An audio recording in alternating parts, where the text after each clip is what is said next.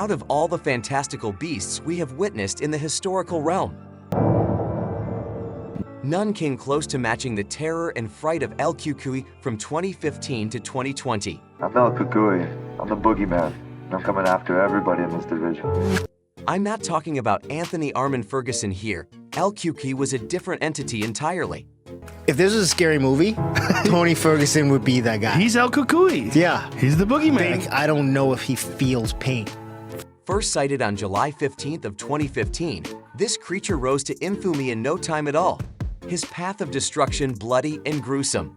Unfortunately, all wonderful things must come to an end. And on May 9th of 2020, we saw the last of El Cucuy. The supernatural presence was exorcised from the vessel and Tony Ferguson was rendered mortal. Yeah, I'm coping. Let's be serious here. I know the guy's on a 6-fight skid, but think back to the good old days when Tony Ferguson was on that legendary 12-fight winning streak. He was widely regarded as one of the greatest lightweights in history. He rose to prominence alongside the dominance of Khabib and the spectacle of McGregor. And when Khabib was injured and Conor was busy being Conor, I want everyone in this arena to scream, Floyd Mayweather! It was Tony Ferguson who carried the division. My weight class. You want to talk shit? I'll be the first one to sign that dotted line. Mark my words, bro. You're gonna get the real El Cucuy. I don't even care. In hindsight, his downfall was bound to happen and certain to be brutal. But damn it, you weren't prepared for this type of fall.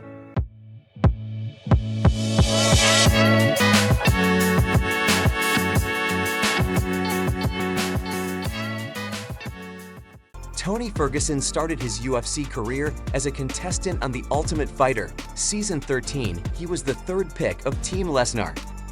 Tony Ferguson, this kid, I think, is the guy that could possibly win the show. And as a tenant to rookie, he was promising, but it took a while for fans to notice him. His first victory came the end-up kick, and in the second fight, he knocked out Ryan McGillivray, top prospect, in under 50 seconds. Now people were paying attention, and Tony went on to win the entire season. Congratulations, you are the Ultimate Fighter. You win the 6-figure contract. All wins by knockouts in 170 pounds upon getting the UFC contract. Tony Ferguson moved back down to lightweights, the most competitive division in the UFC. After 2 quick back-to-back victories, he was defeated by Michael Johnson and suffered a broken arm during the fight to recuperate. Ferguson was away for more than a year, and he came back in October 2013. A completely different man, and so began the win streak of Tony Ferguson. He fought often 3 times a year. But it was the Josh Thompson fight at UFC Fight Night 71 that really got people talking. Josh was a former Strikeforce champion, and Tony didn't just beat him, mangled his face, and made him question his fighting career. I had never felt that way after a fight. When I went back to the shower and I was a bloody mess, obviously, and I got in the shower and I was like shaking, shivering, like almost like chills. Like I had exhausted so much energy. And it was something I had never felt before in my life. That was scary, also pretty entertaining and fun. To watch his style was awkward, but it worked. Working against someone like Josh, maybe Tony had what it took to be a championship contender. Who cared Conor McGregor was coming to lightweight, and that was all that mattered. Top 10 of the featherweight division, unite and beg for forgiveness, beg to be pardoned. If they do that, I will hand the featherweight belt back, and I will go to 155. Around this time, his cursed robbery with Khabib began. The 2 lightweights were scheduled to fight in the fall of 2015, but Khabib withdrew with an injury. From that point on, Ferguson and Khabib were linked for years, and while the Dagestani struggled with injuries and had periods of inactivity, Tony kept fighting. His back-to-back victories over Edson Barbosa and Lando Venata being awarded Fight of the Night slowly but surely El Cucuy with his eccentricity inside the octagon and outside, becoming a fan favorite. You're dancing, you're feeling good. Were you feeling this good this morning when it was in jeopardy? This one kid doesn't back up here. Back up here. When Conor said you to the UFC went on to box Floyd Mayweather, it was Tony Ferguson who answered the call and accepted a high-risk fight against Kevin Lee for the interim championship. Stagnant division finally found some momentum, And with Khabib versus Tony set for UFC 223, Conor McGregor was an afterthought. All thanks to the people's champion Tony Ferguson. But then he tripped over a wire at a media event and blew his knee out.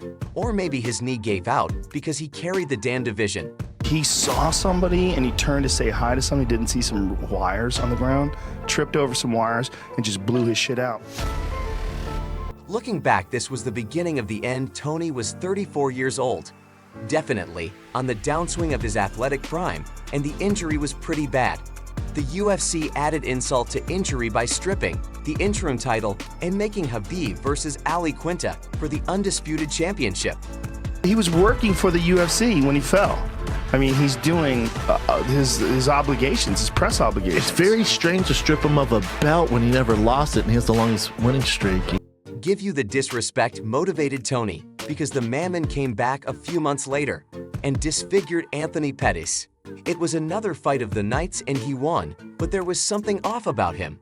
It was gory and entertaining, so we didn't pay much attention. But returning that soon from an injury was too much, even for someone like Ferguson.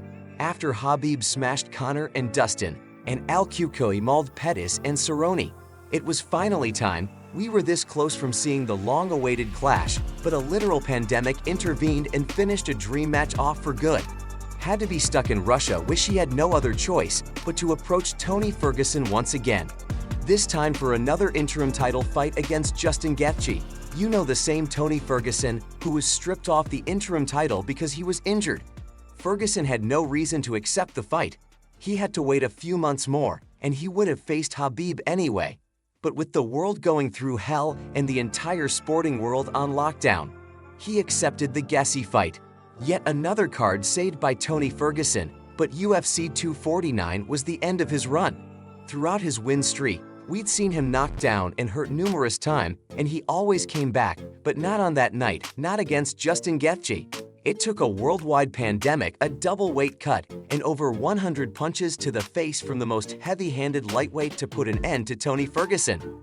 But even then, Gaethje couldn't put him down for good, and despite the defeat, Tony Ferguson secured his place as the people's champ for years to come. Ever since UFC 249, he has not been the same.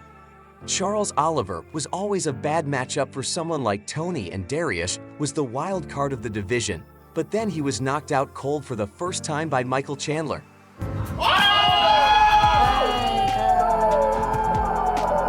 Whatever hope we had left for our last resurgence faded. In his last two fights, Tony Ferguson didn't even look like an old shell of himself. Maybe has choked him out, and UFC 291, he was put to sleep by Bobby Green. Khabib came out, he was weighing in on Tony Ferguson, and Khabib said he should retire.